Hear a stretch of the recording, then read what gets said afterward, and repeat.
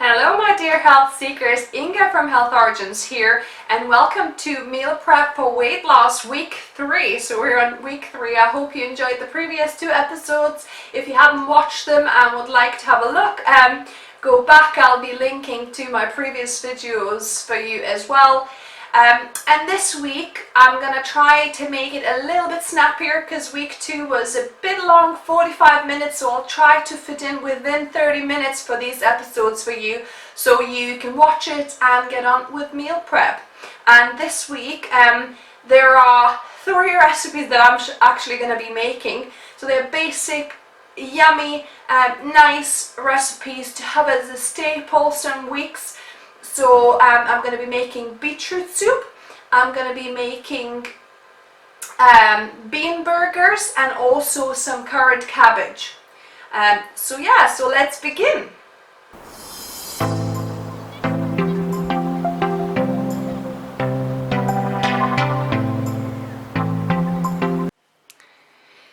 So we've got our mise en place here, and this soup is very simple. So to start with, I'm going to be making it in my Instant Pot, so I've got it on saute mode. So that just helps you fry some ingredients first. If you don't have an Instant Pot, just do it in your regular pan or pot, and then obviously add it to the soup like I will be doing later. But we just love our Instant Pot. It's so great. You can, saute it in the same thing, and then you can put everything in and it cooks really quickly. It probably, only takes about 20 minutes with, including the warm-up period and also 15 minutes of the cooking time. So we love the Instant Pot, so I'll link in the description below if you are interested to have a look and buy your own Instant Pot. It's amazing investment because we use it every week a few times to either cook our grains, our pulses, or just soups and stews. It's just amazing. So anyway, so this is heating up. So I'm going to be adding my onions to start with. And one tip I'll give you with the Instant Pot, make sure you have all the ingredients ready that you need to fry, because so many times I've burned my onions when I was kind of preparing other ingredients, so like carrots or celery, while I was thinking, well, while this is gonna fry a little bit, couple of minutes, I'll prepare other ingredients, but this gets burned so quickly. And also have some stock on hand, so I've got some stock if I need to put a couple of tablespoons of stock. Once it starts sticking, I've got it ready here as well. So yeah, you have to really be there and monitor so that your ingredients, when you saute it, don't get burnt at the bottom, because it's so hot and it happens so quickly. You just leave it for 1 minute, half a minute, and you come back and it's already black. So yeah, have all your ingredients that you're gonna fry ready, and then keep an eye and keep on stirring and watching. So I've already added a couple of tablespoons of stock there because it was starting to stick a little bit. Now I'm adding my celery. And as you can see, it's starting to stick again, so I'm going to add just a couple more tablespoons, 2-3 tablespoons of stock. So it's been about 4 minutes or so. I'm going to add my carrots for another couple of minutes. So at this point, my base ingredients have been frying for about 7 to 8 minutes. So you could do that, like I said, in a different frying pan or a pot. And now we're going to just add all the other ingredients. So this soup is so simple. So this was about 5 medium potatoes, or about 3 to 4 cups. Then we've got the ingredient that makes it Eastern European is sauerkraut, right?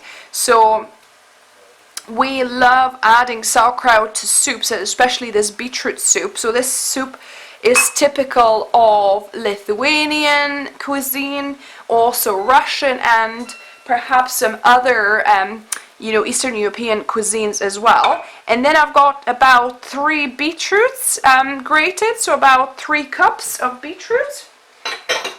And then I've got about 1.5 litres of stock. So this is just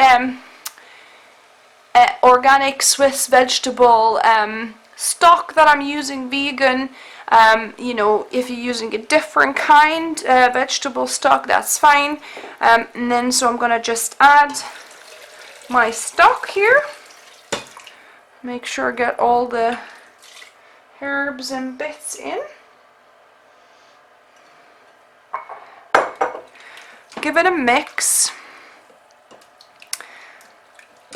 And that will be it. So I'm gonna be putting this on a soup broth setting on my Instant Pot, and I'm gonna be putting in on high 15 minutes and then let it release naturally. If you're cooking it not on the Instant Pot, somewhere else, then you can maybe cook it for about 20 to 25 minutes. Make sure that your potatoes are cooked, because that's the main thing. Everything else is pretty much cooked, because by the way, the beetroots are cooked or roasted. I had them like slow roasted, so these are cooked beetroots. So the only thing that really needs to cook through is the potato. And we'll catch up in once this naturally released. So it's been 15 minutes, the Instant Pot has finished cooking, and let it release naturally, and now it's in the venting position, so I can open the lid up and we'll see how the soup is looking.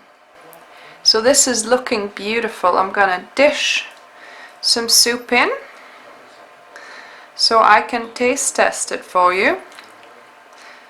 I'm actually quite hungry. I'm looking forward to this. And the tastiest bit in this recipe for me is the sauerkraut, because it gives it such a nice kind of depth and sourness. So now to taste testing this beetroot soup. It's super hot still, but I'm gonna try and not burn myself.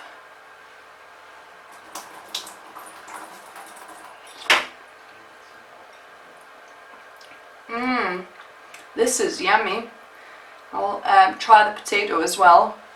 It's got this kind of nice sweetness from the beetroot and also sourness through the sauerkraut.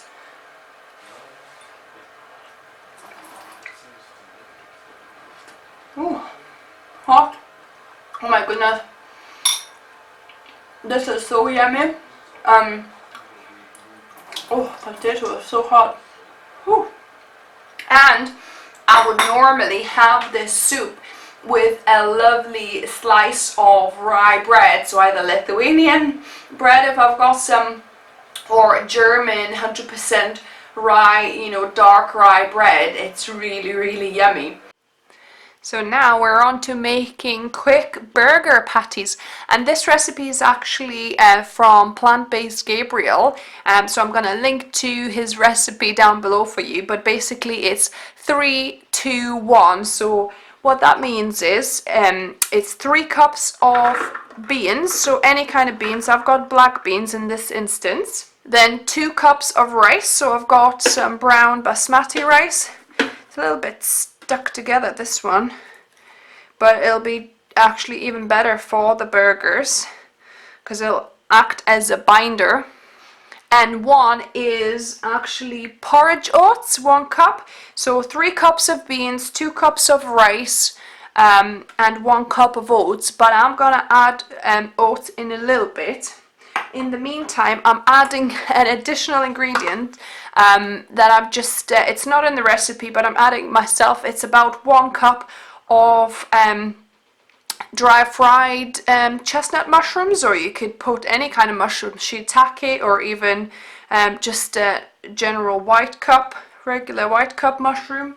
It will work. And then we need to put our spices.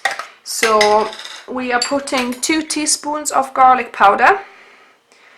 So just sprinkle on. 2 teaspoons of onion powder that we're gonna add on. 1/4 teaspoon of black pepper. And if you're avoiding salt, you know, don't add it, but I'm gonna add a teaspoon of Himalayan salt as well.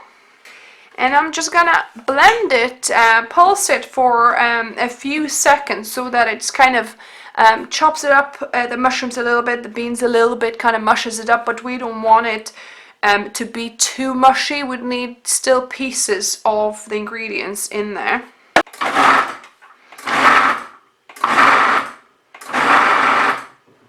So I'm just gonna scrape the sides one time, just so that the bigger bits at the very top get blended up as well. So that's probably, yeah, I've done about 10 or less pulses, and it's kind of nice, and you can still see individual grains of things, but it's kind of nicely combined. So I'm gonna put that in a bowl and add our oats now. So now I've got the burger mixture in the bowl. I'm gonna add a couple more ingredients. So you need about 1/4 cup of kind of wet ingredients. So add your favorite sauces. So some sweet chili sauce. I love, for example, the onion relish. It's not coming out very easily. So I'll add about a tablespoon of onion relish here. I'm also gonna add a tablespoon of brown miso paste. So that goes in. That's to give it the umami. Also, mushrooms will give that kind of meaty umami flavor, but miso paste helps that as well. And by the way, instead of mushrooms, if you don't want to use mushrooms, you could use mushroom powder instead. It'll actually work quite well too. And then the last wet ingredient I'm going to add 2 tablespoons of ketchup. So that'll be about 1/4 cup of wet ingredients here. And now I'm going to mix that up. Right, so it's all mixed up. Now I'm going to add 1 cup of porridge oats and give a final mix. So now this is mixed and ready to be formed into patties.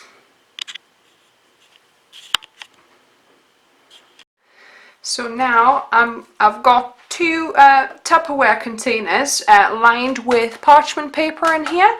And then I've got a couple more sheets to put in between the burgers, so I can stack a couple up.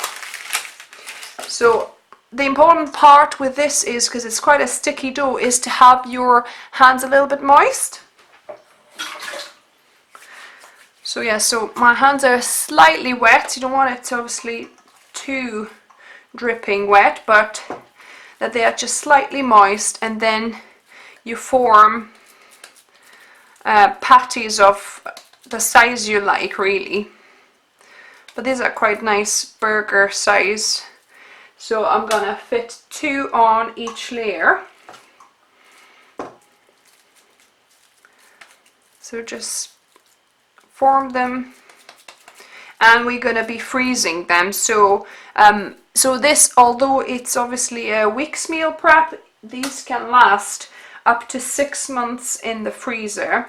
So this is great, you know, to make these when you know you're not going to have time to cook, for example, if you're going to, you know, go on holiday or operation, or have an exam or something, or you're going to have a baby for, so you know, all these kind of occasions where you know that you're going to be busy and not going to have time to really cook. It's great to have burgers frozen ready to bake in 25-30 minutes. So I would put a piece of parchment paper on these two, the lids, and they are ready to go into the freezer. And the way actually to prepare these is to put in a 200 degrees Celsius oven for 25 to 30 minutes from frozen. So the pan is ready, heated up. Let's test if. So this is a stainless steel Zepter wide pot that I've got. It's great. So let's do a water droplet test. Yeah, so it looks like it's hot enough because the water droplet is just going round and round and doesn't evaporate, so it means this is hot enough. So I'm just gonna clean that off. And yeah, so we'll start with onions. So this is 2 very large onions that I'm adding. And so we are making a cabbage curry. So as in any curry, the onion is the base of the successful curry. So you always start with an onion. You want to fry it for quite a while for it to develop to caramelize, to develop the lovely taste.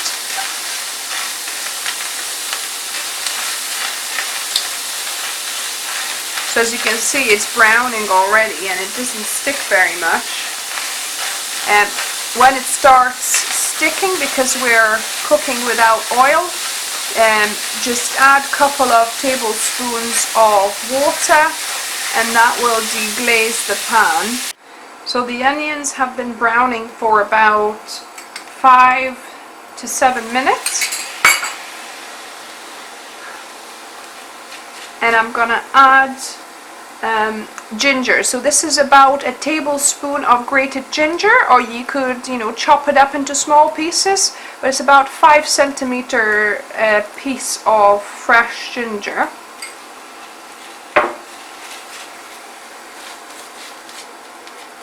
So I'm just gonna mix it up with the onions. As you can see, the color of the onions is definitely changing, so they're getting nice and brown. And again, if it starts to stick, just deglaze the pan.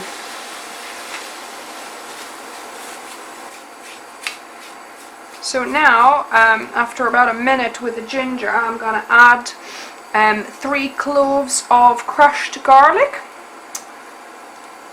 So this is 3 cloves of garlic, and you want to fry garlic for about a minute.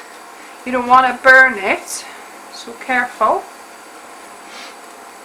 because it burns quite easily. So you just want to fry it for about a minute until it releases the aroma. Smells delicious. Ginger and garlic. I'm just going to add a bit of water to deglaze the pan a little bit.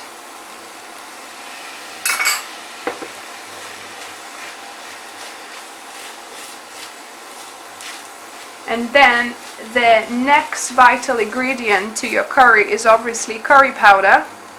So I normally use the powder that I make, homemade curry powder, but can't open this.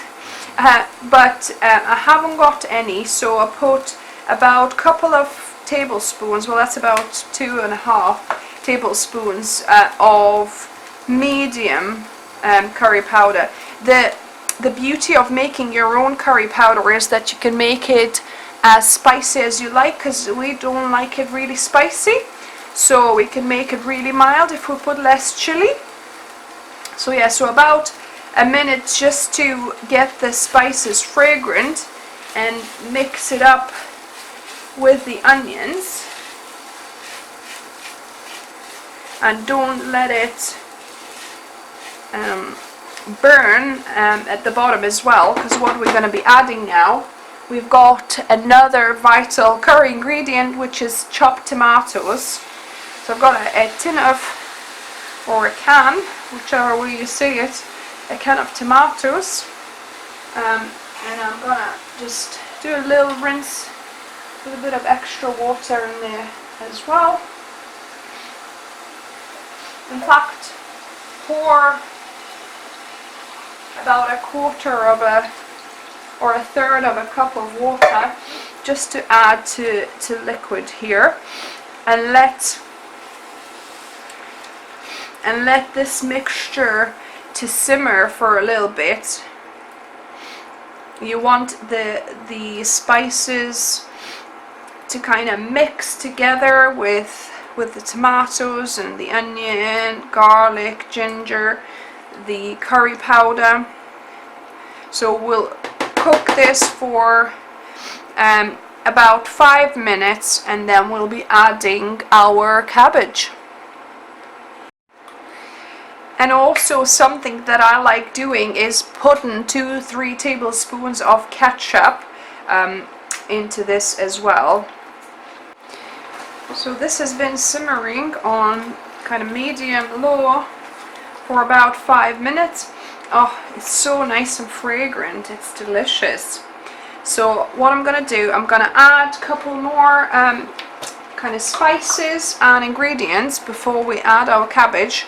So I'll put 1 teaspoon of vegetable stock, and then I'm going to add 1 teaspoon of salt, and the last ingredient before we add cabbage is coconut milk. So this is a can of full fat coconut milk. So if you are trying to lose weight, perhaps add half of a can of coconut milk, or even skip it, because you can do it without coconut milk. Just use that tomato base that we just made before. But I fancy adding some coconut milk for a bit of that richness, because we hardly ever eat curry, so I want it to be really decadent this time, because curry is such a lovely and filling meal, especially for cold days like we have now. So make sure you mix this well until it's one uniform consistency, and the coconut milk mixes through. If you're obviously avoiding salt, don't add salt, and even vegetable stock you can skip,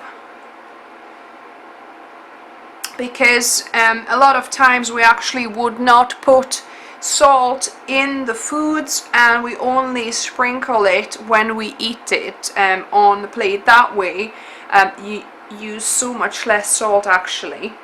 So this looks mixed up. So I've got 1 head of green cabbage that I've shredded, and I'm gonna be adding that. And this pot is kind of slightly on a small side, because I need to get 1 larger non-stick, or actually stainless steel, probably better pot for these kind of scenarios where I'm making a big pot of curry. Because this, as you can see, it's like it's barely fits, and it's a bit hard to mix. The bigger pot that I have, it started peeling. The non-stick layer started peeling off, and you kind of really don't want to be using that pot at that state then. So this is looking more or less mixed up. In fact, I'm going to add half a cup of water just to add to the liquids here, because there was quite a bit of cabbage.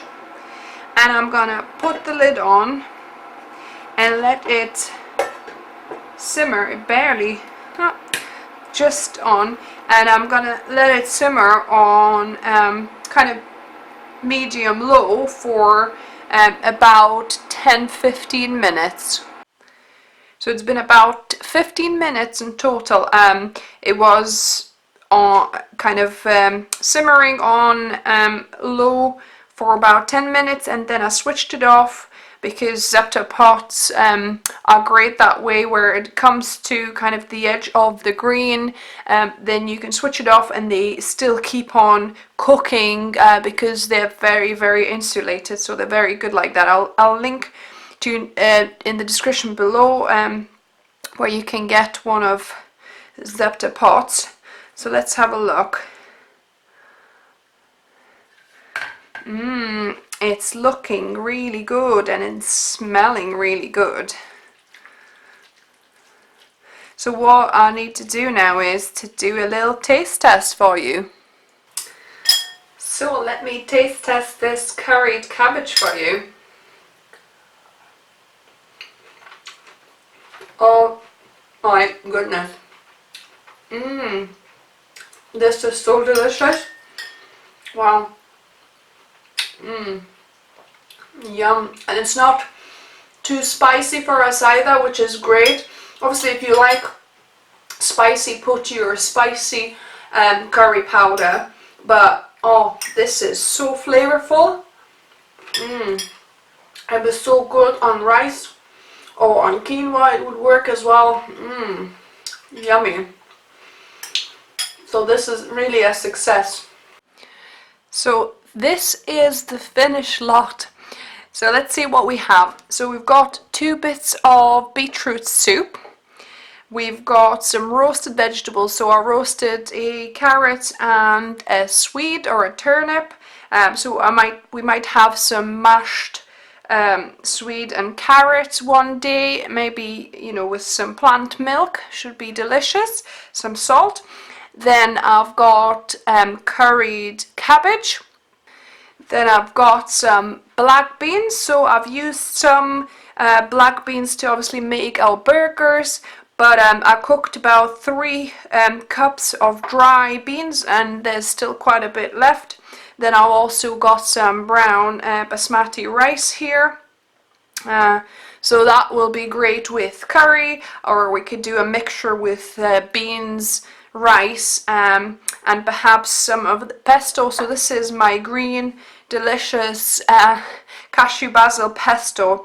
So this is great to dilute a little bit for salad dressings or have it on, you know, pita bread. So for example, when we're going to have our burgers, so these burgers, like I said, you freeze them now and then put them frozen in the oven on 200 degrees Celsius for 25 to 30 minutes and it's ready. So we've got some brown burger buns, so we could put a little bit of this yummy pesto on a burger bun, some salad leaves like spinach or something, or lettuce, then this, a bit of gherkins or something, and it's delicious.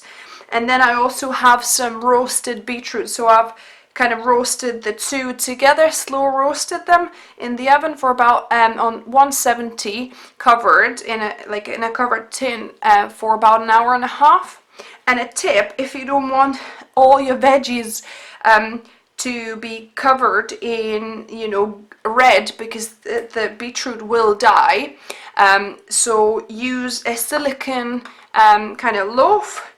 This is like a silicone box, but I've got like a silicone loaf, so put your beetroot in that and then within the bigger roasting tin, so that the juices, you know, are separate and you don't color your vegetables with with beetroot, and this is going to be great in kale salad, so I'll probably make a nice beetroot kale salad, so I'll link for you in the card above and in the description below the kale salad we make.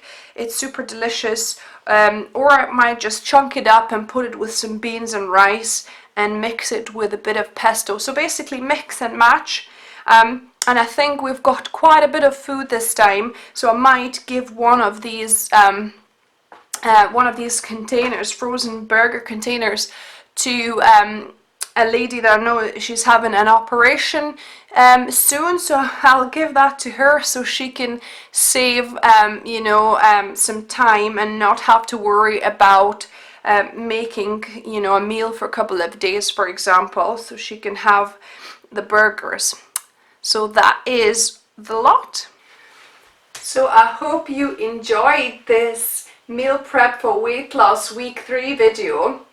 I've prepared quite a lot of food this time, so I think we're gonna definitely last a week, and there might be some food left over. And don't forget that we also make smoothies for our breakfast. Mark also has a bowl of porridge. And then we also make salads to go with our meals, so some different kind of fresh salads, like we like kale salads, we like salads with Chinese leaf and courgette and different kind of vegetables, or even simple salads, just tomatoes, a bit of sour cream and onion. So yeah, which of the recipes that I made did you like the best? And by the way, just so that I remember to tell you that the pesto I'll link for you in the card above and in the description below, how you can make the tasty pesto that you can use for salad dressings like I mentioned, or have it just mixed in with rice and beans. It just adds so much amazing flavor. So let me know which one of the recipes that you like the most this time. Are you gonna give it a go? Which one you're gonna try and make for yourselves? Would be really, really nice to hear from you. And if you're new here, welcome, and don't forget to subscribe to this channel and hit that bell button as well, so you get notified of my videos every Saturday, the meal prep for weight loss show, or also videos every Wednesday as well. And remember, food is fuel, so be mindful of what you put in the body. Until next time.